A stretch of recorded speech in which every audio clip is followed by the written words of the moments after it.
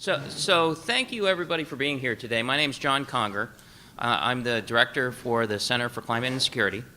And I just wanted to introduce today by saying thank you for being here. Thank you, each one of you who have decided to spend some of your day here with us to discuss a very important topic, several interrelated very important topics. I wanted to say thanks to William and Mary, and in particular to the Virginia Coastal Policy Center and to the Whole of Government Center of Excellence.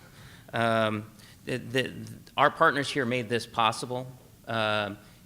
We at the Center for Climate and Security couldn't have done this on our own. This was a huge undertaking. I do want to recognize Heather Massera. Where are you, Heather? Over here in the corner, who is on my staff, who did all the, I can't pretend to have done any of the work for this.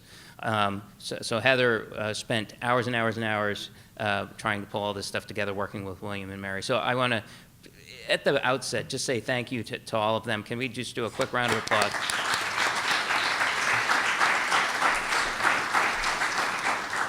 I also wanted to say thank you to our elected representatives for their support for this effort. To the Senators Kane and Warner, who have staff here, if you could just raise your hand and wave. To Congressman Whitman and Taylor. I don't know if their staffs made it, but they've sent letters. Do we have? There we go. Thank you very much. It is amazing and heartening how much bipartisan support for this particular issue there is in Congress. I know climate change can be a polarizing topic, but climate insecurity isn't so much. I saw Congressman Whitman give a talk a few weeks back, and he made the point very well and in a way that I felt very comfortable with, so I'll sort of paraphrase him. We can spend our time having a debate about what causes climate change, and then we can have a very partisan and acrimonious conversation. Or we can all agree there's a problem and try and address it and try and figure out what we have to do next. Because generally, there's wide support on that regard. And I think that is what we're going to end up talking about today. It's the sort of what's next. At the Center for Climate and Security, we put out a report earlier this year on sea level rise. And it is once again another report of characterizing the problem, assessing what's going wrong.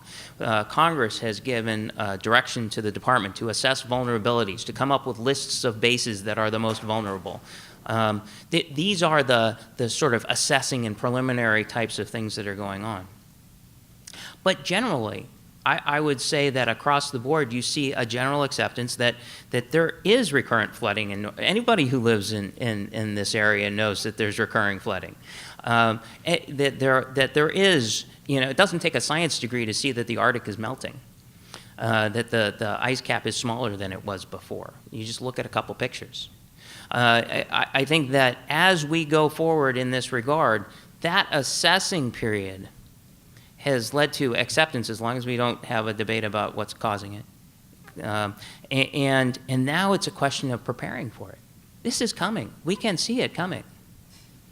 And so as we think about today's conversation, there have been plenty of conversations that go on in the Hampton Roads area about the fact that there's flooding, about the fact that there's sea level rise. And this is a what's next conversation. Climate change affects Norfolk in more ways than one. We're going to have a session here on the Arctic. A huge new mission has been given to Norfolk to deal with the Arctic. So it's not just about the flooding. The Navy, and in particular Norfolk, has this mission now assigned to them for the Second Fleet to have jurisdiction over and to have oversight over the Navy's operations in the Arctic. And that's a big deal. And it's climate change affecting more than just the immediate infrastructure. Climate change affects readiness. Climate change affects all of these different pieces of the puzzle. And so as we think about where we are in this conversation, and as we think about how much effort it took to sort of get people to come to terms with this. Because, first instincts are, well, no, there's no problem. I mean, there's often a bit of that goes on. But now we've sort of come to an acceptance in that sort of middle piece of the conversation where, yes, climate change does affect national security, and it's very clear it does. And so if I could paraphrase Winston Churchill a little bit, we can't really say that this is the end of that conversation, but it is perhaps the end of the beginning. That in the future, as we think about these things, that we will go in with an assumption that sea level rise does affect infrastructure, that sea level rise does mean that it takes less of an intense storm to cause flooding, that climate change will cause drought, that it will cause the Arctic ice to melt, and that you'll have an increased activity up there, that it will cause instability in different parts of the world, which will inevitably task our military to go do more things. We are at the point in the conversation where we have established it is time to prepare. We have unprecedented foresight in math and science and all of those pieces as to what's happening and what's likely to happen. And now we have the responsibility to prepare for that eventuality. And so now we've sort of moved from the assess to the prepare part of the conversation, and we're going to go forward in that context. Today is part of that conversation, is thinking about what happens next. We're going to talk about the Arctic because that mission is going to be important in Norfolk going forward, because it's going to be important to the country going forward, because you're going to have great power competition in that region.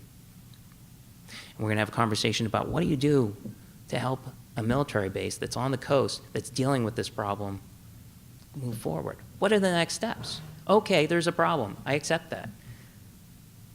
But what happens next? What are the ideas? What does everybody have to do next? Because it's really complicated.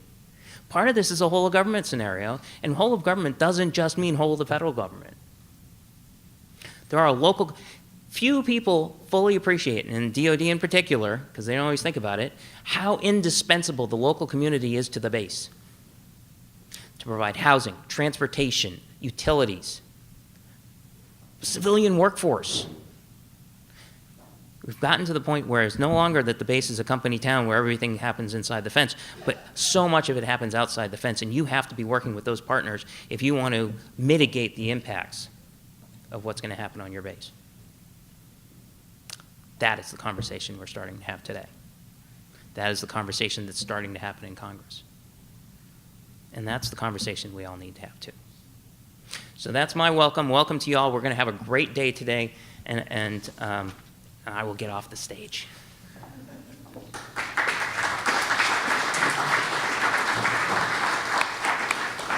Well, that's a hard act to follow.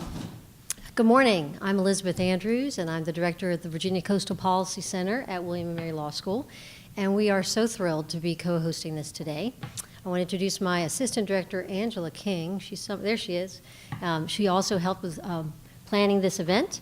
And we're thrilled to be a part of this discussion, which really started actually last November at our annual conference. And we featured sea level rise and its impacts on national security.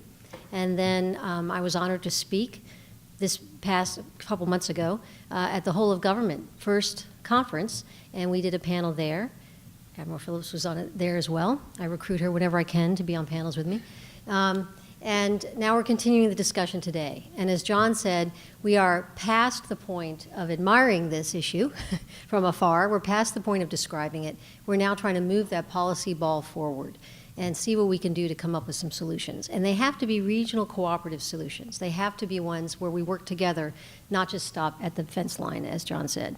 I often tell my students that you think you're taking a law course, but you're really taking kind of psychology 101, because you're going to learn how bad we are at planning for future problems and future events.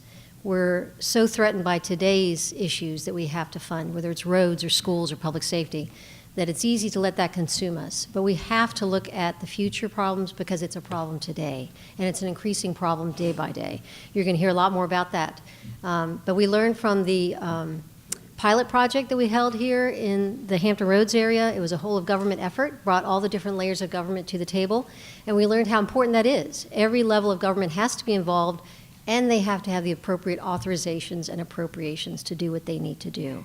Because this issue causes environmental concerns that people don't even think about, whether it's metal underground storage tanks, septic systems, hazardous chemicals stored in our coastal areas, to economic problems from the Port of Virginia all the way to tourism and economic development and mortgages on homes where the mortgage is valued more than the property, and bond ratings. So you can imagine it covers the gamut of all different issues, and we're here today to try to find some solutions. So again, thank you for joining us. It's our honor to co-host this, and we're looking forward to a great day. Thank you.